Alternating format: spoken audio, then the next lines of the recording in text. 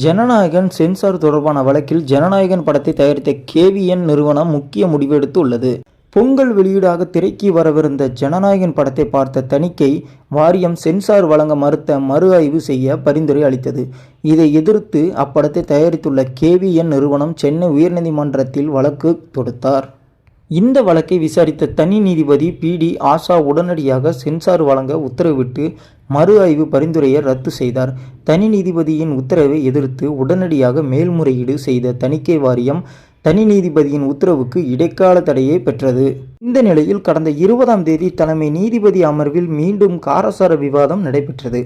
இப்படத்திற்கு தயாரிப்பாளர்கள் சான்று பெறும் வெளியிட்ட தேதியை எப்படி அறிவிக்க முடியும் என நீதிமன்றம் கேள்வி எழுப்பியது. மேலும் ஒரு நாளில் அனைத்து நடைமுறைகளை முடிவு எடுத்துள்ளது. தயாரிப்பாளர்கள் சான்று பெறும் முன் வெளியிட்ட தேதியை எப்படி அறிவிக்கலாம் என்று கேள்வி எழுப்பியது. மீண்டும் வழக்கை தனி நீதிபதி பி.டி. ஆஷாவே விசாரிக்க வேண்டும். விசாரணையில் தயாரிப்பு நிறுவனங்கள் சென்சார் போர்டுக்கு உரிய அவகாசம் வழங்கி புதிய உத்தரவை பிறப்பிக்க கூறுமாறு கேட்டுக்கொள்கிறார்கள்.